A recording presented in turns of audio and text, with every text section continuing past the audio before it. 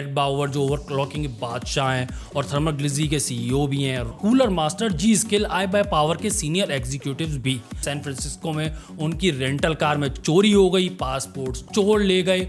जी skill, Corsair, Kingston जैसी module companies पैसे नहीं कमा पा रही, तो जो बिजली उस इलाके के लोगों के पास जानी चाहिए, उनके घरों पे जानी चाहिए थी, वो गई डेटा सेंटर में। एनवीडिया वाले भूल गए हैं कि वो कहां से आए हैं। आपका अगला पीसी जो आप खरीदोगे शायद उसके आप मालिक नहीं होगे। आप पैसों दोगे, आप किराया दोगे, आप कंप्यूटर को किराए पे लोगे। और ये कोई साई-फाई फिल्म नहीं चल रही है, ये अभी हो रहा है आपकी आंखों के सामने। और कई चीज़ें हो रही हैं। रैम की कीमतें 6 महीने में 7 गुना तक बढ़ गई हैं। बड़ी बड़ी कंपनियां मर रही हैं पीसी वाली।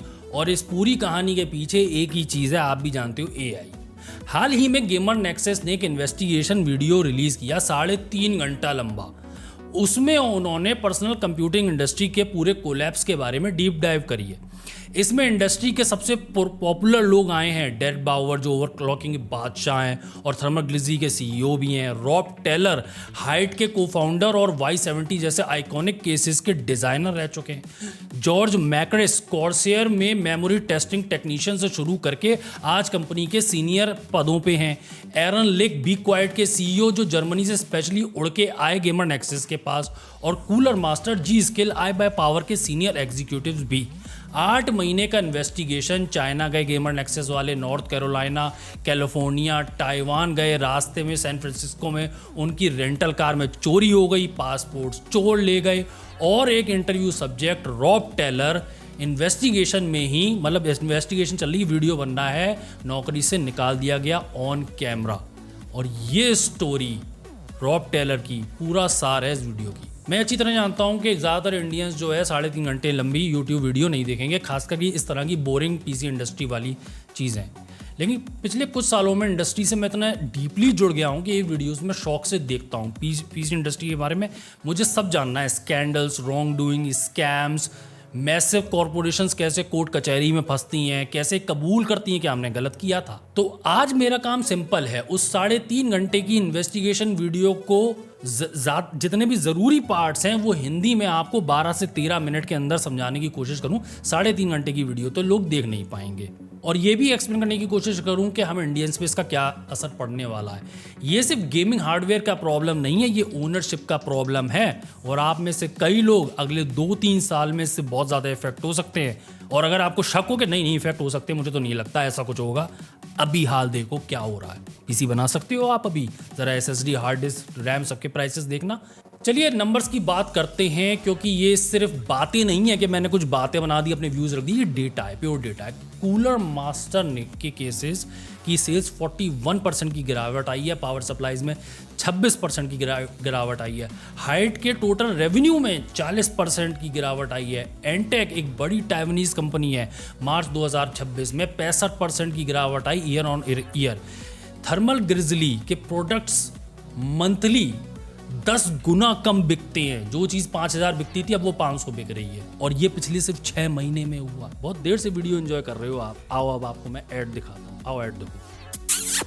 चलिए अब स्पॉन्सरशिप की बात कर लें। 2026 में GPU, रैम, SSD सब चीज़ों के प्राइसेस डेली बढ़ रहे हैं। इंडियन बजट गेमर की वाट लगी पड़ी है।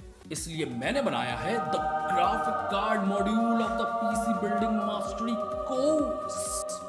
ये 6 घंटे लंबा वीडियो कोर्स है जिसमें ग्राफिक कार्ड बाइंग से रिलेटेड ऑलमोस्ट हर चीज कवर की गई है।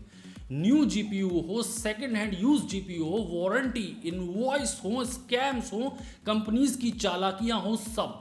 ऑफिशियल प्राइस इस कोर्स की 999 है, बट फर्स्ट 200 अर्ली सपोर्टर्स के लिए हाफ प्राइस पे जस्ट 499। उसके बाद मैं इसे कभी 499 का नहीं बेचूंगा। और एक और चीज, मैंने इस कोर्स के पहले 2 सेक्शंस फ्री कर दिए हैं। 1 घंटे का कंटेंट है, 2 सेक्शंस एब्सोल्युटली फ्री।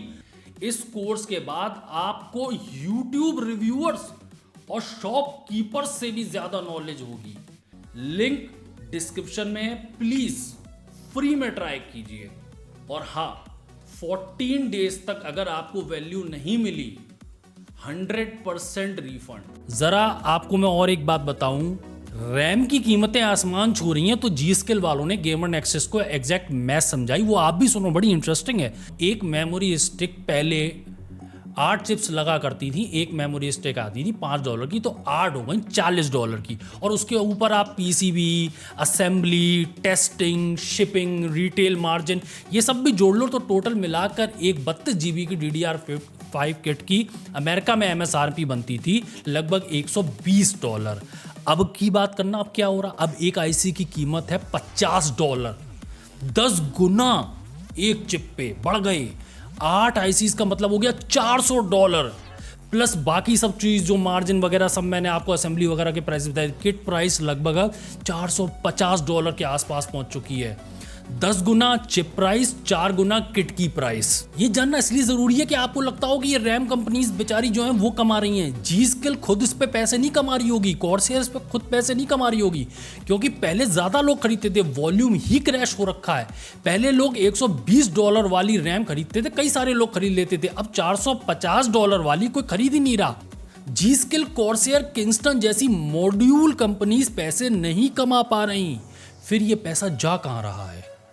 जवाब है 3 कंपनीज के पास, सैमसंग, एसके हाइनेक्स, माइक्रोन, जो एक्चुअली चिप्स बनाती हैं, और उनके सबसे बड़े कंज्यूमर हैं कौन? AI data centres. एआई के लिए एक स्पेशल मेमोरी चाहिए होती है, HBM, हाई बैंडविड्थ मेमोरी। ये सिलिकॉन वेफर से बनती है, तो प्लेट्स जिनसे सारी चिप्स काटी जाती हैं, सैमसंग, हाइनेक्स, माइक्रोन, तीनों अपने वेपर कैपेसिटी HBM की तरफ शिफ्ट कर दी है उन्होंने। क्यों? क्योंकि वहां मार्जिन हैं 5 से 6 गुना ज्यादा तक। मतलब जो वेफर्स पहले DDR5 रैम के लिए जाते थे, वो अब AI के लिए जा रहे हैं। और कंज्यूमर का क्या? कंज्यूमर लाइन का आखिरी आदमी है। पहले नंबर आएगा गूगल, अमेजॉन, मेटा, जिनके पास कॉन्ट्रैक्ट प्राइसिंग है, उनको सप्लाई दी जाएगी। फिर आएगा नंबर डेल, HP, लेनोवो जैसे OEMs का, और उसके बाद कहीं जाके नंबर आता है जी स्किल, कॉर्सेयर का। मतलब जो बची खुची चीजें हैं वो आपको मिलेंगी। अब जरा आप कॉर्पोरेशंस के नंबर देखो। एनवीडिया की बात करो 2021, मतलब 5 साल पुरानी बात कर रहा हूँ, 20 साल पुरानी बात नहीं कर रहा हूँ। गेमिंग रेवेन्यू से आता था इनका $9.8 बिलियन। डेटा सेंटर से कम पैसे आते थे, यानी कि $6.8 बिलियन। और 2026 की बात करना आप एनवीडिया की, गेमिंग रेवेन्यू 22 बिलियन पे पहुंच चुका है। और डेटा सेंटर का रेवेन्यू एनवीडिया का 2026 में पहुंचा है $193 billion. Data centre business gaming से 8 गुना बड़ा हो चुका है एनवीडिया के लिए सिर्फ 5 साल में। AMD का डेटा सेंटर की बात करो 57% बढ़ा ईयर ऑन ईयर, और जो प्रोडक्ट्स हैं AMD के उनमें -20% की गिरावट आई है, क्योंकि पीसी कोई बना नहीं रहा। और एनवीडिया अब अपनी अर्निंग्स रिपोर्ट करने में गेमिंग रेवेन्यू को एज कंप्यूटिंग सेगमेंट में रख रहा, अलग से बता भी नहीं रहा। उनके लिए एक्चुअल नंबर्स गेमर्स के इतने छोटे हैं कि उसको रिपोर्ट करना भी अब उनके लिए कोई बहुत इंपॉर्टेंट बात नहीं है। इन एक एक दो लोगों के लिए ना हम कैलकुलेट भी नहीं करते, हम सीधे एंटरप्राइज पे फोकस करेंगे। डेर बाउअर ने एक लाइन कही जो मेरे साथ बिल्कुल स्टक हो गई। एनवीडिया वाले भूल गए हैं कि वो कहां से आए हैं। एनवीडिया गेमर्स की बैकबोन पे खड़ी हुई थी, आज एनवीडिया को गेमर्स की जरूरत भी नहीं है। और एक छोटे ड्रामा भी हुआ था, वो बताता हूँ। स्टारगेट, ओपन एआई ने, आपको भी पता होगा, ओपन एआई ने अनाउंस किया कि वो ग्लोबल मेमोरी सप्लाई का 40% रिजर्व कर रहे हैं। 40% पूरी दुनिया की एक कंपनी ले जाएगी। एक अनाउंसमेंट हुआ, मेमोरी मेकर से एकदम भूचाल सा आ गया उनके अंदर, उन्होंने प्राइसेस ट्रिपल कर दिए, फटाक से ट्रिपल कर दिए। फिर कुछ हफ्तों बाद ओपन एआई ने चुपचाप कह दिया, बड़े धीमे से, उसकी कोई ज़्यादा न्यूज़ निकली, अरे वो पीओ नॉन कमिटल था इसलिए हमने कैंसिल कर दिया, अब हमें नहीं चाहिए वो रैम्स।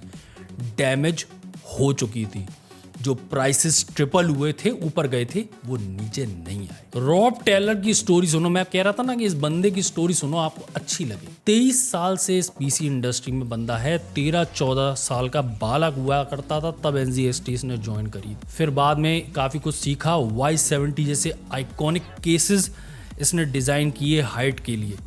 गेमर नेक्सस ने उनसे दिसंबर में बात की थी। इन्वेस्टिगेशन शुरू करते वक्त जनवरी में उनकी नौकरी चली गई, ले ऑफ हुए, हाइट ने उन्हें निकाल दिया। अब स्टीव दोबारा उनसे मिलने गए कैलिफोर्निया में बेरोजगार रॉब के साथ। रॉब ने एक लाइन कही जो इस पूरे वीडियो का एक सार है, एआई ने आपकी नौकरी नहीं ली, एआई ने आपका पीसी ले लिया है। मतलब एआई डायरेक्टली आपको रिप्लेस नहीं कर रहा, लेकिन एआई को इतना कंप्यूट चाहिए कि वो आपके पीसी पार्ट्स खा रहा है। और रॉब का दूसरा स्टेटमेंट, वो आप में से कई लोगों को बहुत समझ में आएगा कि डीआईवाई पीसी का गोल्डन एज खत्म हो रहा है। अगर कोई पार्ट आपका ड्रीम है, वो कहता है बंदा कोई स्पेसिफिक केस लेना चाहते हो, कोई खास आरजीबी कूलर लेना चाहते हो, तो कहता अभी ले लो, अगले साल मिलेगा भी नहीं और 2 साल बाद तो भूल जाओ। सुन के बड़ा दुख होता है कि वास्तव में पिछले 5-6 सालों से गोल्डन एज चल रही थी डीआईवाई पीसी बिल्डिंग की, वो मर रही है। कौन खरीदेगा यार, इतने महंगे पार्ट्स हो चुके हैं। अब आपने ज़मींदारी के बारे में तो सुना होगा, एक ज़मींदार होता है, वो बहुत सारा लैंड ओन करता है। वो एक गरीब को अपनी ज़मीन पे आने देता है, खेती करने देता है। वो कहता है खेती करो, ज़मीन तो तुम्हें मैं नहीं दूंगा, तुम कुछ ओन नहीं करोगे, लेकिन खेती करो और मुझे अनाज ला के दो। अब वहीं पे वो गरीब आदमी कहता है अच्छा ये सिस्टम मुझे पसंद नहीं है, मैं चाहता हूँ कि ज़मीन खरीद लूँ और मैं जो है इस पर अपनी खेती करूँ, मुझे आपसे कोई वास्ता नहीं रखना, मेरी ज़मीन मेरा अनाज।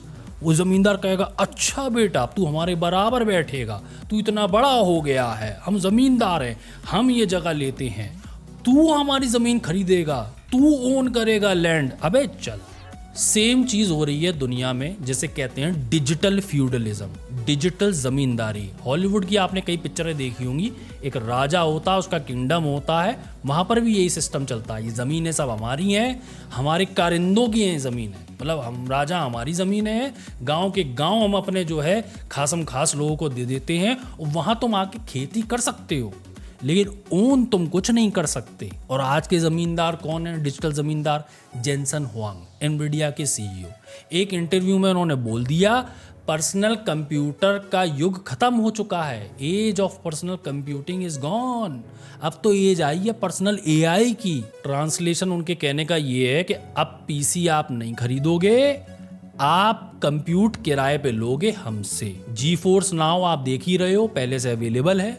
क्लाउड गेमिंग एग्जिस्ट करती है अब ऑलरेडी, और कंपनीज अब हैंडहेल्ड डिवाइसेस बना रही हैं जो बेसिकली सिर्फ टर्मिनल्स हैं, यानी कि एक स्क्रीन, उसमें लगा हुआ इंटरनेट और एक सैस कंप्यूट क्लाउड पे चल रहा है। Nvidia, open AI, Oracle, Meta, Google, ये सब अपने आप को डिजिटल लॉर्ड्स की तरह पोजीशन कर रहे हैं, डिजिटल जमींदार। और आप कौन हो? आप हो वो गरीब किसान जिसकी पुश्तें बीत जाएंगी, जमीन का एक टुकड़ा नहीं अपने नाम पे होगा। दूसरों के लिए एक नौकर बन के रहो, जरूरत का सामान है, इनसे खरीद भी नहीं सकते, इनके रहमो करम पे पलो। छत चाहिए वो किराए पे, खाना चाहिए वो तब मिलेगा जब यहाँ पे नौकर बन के रहोगे। रियल में भी आप देखते हो ना, मुंबई में 90% लोग प्रॉपर्टी ओन नहीं कर सकते, पूरी ज़िंदगी रेंट देते रहते हैं। ठीक वैसा ही अब कंप्यूट के साथ हो रहा है। और सिर्फ मुंबई की बात नहीं है, दिल्ली एनसीआर की भी यही हालत है। इतना महंगा हो चुका है कि कोई नया बंदा मकान अपना बना नहीं सकता, पुराने लोग ही बना सकते हैं। कंप्यूट ओनरशिप अब उतनी ही आउट ऑफ रीच होती जा रही है जितनी एक मुंबई या दिल्ली में फ्लैट। यही है डिजिटल फ्यूडलिज्म।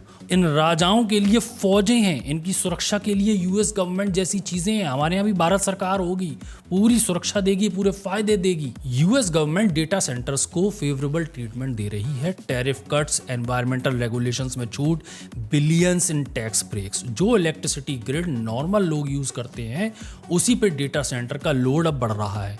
मतलब आपकी बिजली का बिल इनडायरेक्टली डेटा सेंटर्स की ग्रोथ फंड कर रहा है।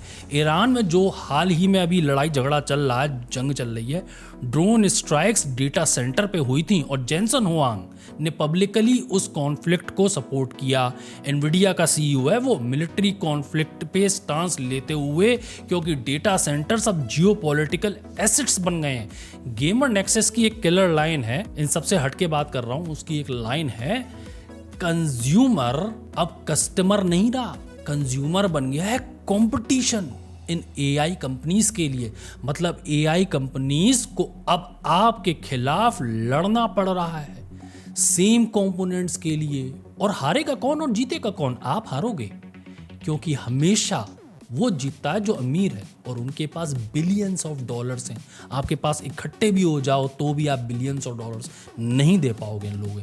इसके लिए इनके आगे सब लोग झुकेंगे, इनके आगे सरकारें झुकेंगी, इनका कोई काम नहीं रुकेगा और आप एक बंधुआ मजदूर, एक किसान बन के रहोगे। और अगर मेरी बात पे शक हो ना आपको, कहीं आपने फोरम्स पे या रेडिट वगैरह पे आपने क्लिप्स या यूट्यूब वगैरह पे देखी होंगी जहां अमेरिका में लोगों ने धरना प्रदर्शन किया तो उनके यहाँ से डेटा सेंटर चला गया तो वो लोग बहुत खुशियां मना रहे हैं। और कई जगहों पे ऐसा हो रहा था कि बिजली उतनी बन नहीं रही थी तो जो बिजली उस इलाके के लोगों के पास जानी चाहिए, उनके घरों पे जानी चाहिए थी, वो गई डेटा सेंटर में। कि डेटा सेंटर बंद नहीं होना चाहिए। ये साले करी क्या रहे हैं, थोड़ा गर्मी में रह लेंगे, क्या प्रॉब्लम हो गई, पैसे वो दे रहे हैं, सब्सिडाइज बिजली उन्हें मिलनी चाहिए, लेकिन मिल कैसे रही है डेटा सेंटर्स को। और अमेरिका में ये हाल है ना, वहाँ का तो आदमी जागरूक है। इंडिया में देखना क्या हाल होगा। यहाँ पर भी सबसे बड़े बड़े डेटा सेंटर्स बन रहे हैं। गूगल का शायद दुनिया का आउटसाइड यूएस सबसे बड़ा डेटा सेंटर इंडिया में ही बनने जा रहा है। और आपको ये लगता हो ना कि प्राइस हाइक टेम्पररी नहीं है, हो जाएगा सब सही। आप ये समझो कि ऐसा कुछ नहीं है। इतिहास आप थोड़ा देखोगे ना तो आपको होश आएंगे कई चीज़ें क्या हुआ करती थी और क्या अब नॉर्मलाइज हो गया है। पहले एनवीडिया का आर्किटेक्चर रिफ्रेश साइकिल जो है 1.5 साल के अंदर होता था। आप याद करो, 10 साल पुरानी बात है, 10 पुरानी पास्कल के टाइम पे हमें आदत थी 1.5 साल पे नए आर्किटेक्चर देखने की। फिर ये हो गया 2 साल, फिर ये हो गया, अब हो गया है 2.5-3 साल। अब 2.5-3 साल नॉर्मल है। 2.5-3 साल तक नया आर्किटेक्चर नहीं आता, नए ग्राफिक कार्ड देखने को नहीं मिलते और अब ये नॉर्मलाइज है। यानी कि आप ये समझो, पैसों में अगर बात करो तो क्या होता था, नया आर्किटेक्चर का जीपीयू आता था तो पुराने वाले सस्ते हो जाते थे। अब कुछ नया आ ही नहीं रहा। तो जो महंगा ग्राफिक कार्ड एनवीडिया ने लॉन्च किया है वो 3 साल तक ऐसे ही बिकता रहेगा।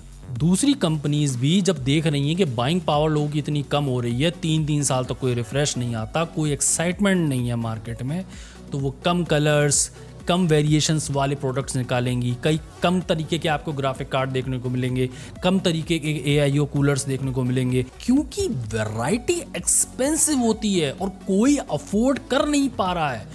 रॉब टेलर की एक और लाइन है जो मुझे पर्सनली बहुत हिट हुई कि हॉबी इसलिए नहीं मर रही है क्योंकि हमने उससे प्यार करना बंद कर दिया है, कि हॉबी से हमारा मन मर गया।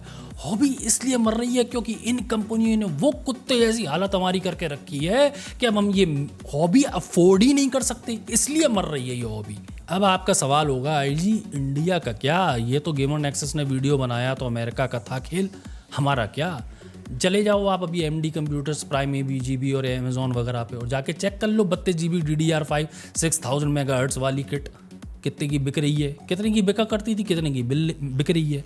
ये वो पैसे हैं जो एक फ्रेश सॉफ्टवेयर इंजीनियर की सैलरी से ज़्यादा, सिर्फ रैम की प्राइसेस, वो क्या PC बनाएगा यार। और वहीं दूसरी तरफ इंडिया जैसे देश में क्लाउड कंप्यूटिंग, GeForce Now जैसी चीज़ें बहुत चलेंगी। आप इसको इस नज़र से भी देख सकते हो कि भाई एक ऑप्शन तो आया है ना, जी हम एक छोटा सा अमाउंट देते हैं और हम PC पूरा नहीं खरीद सकते।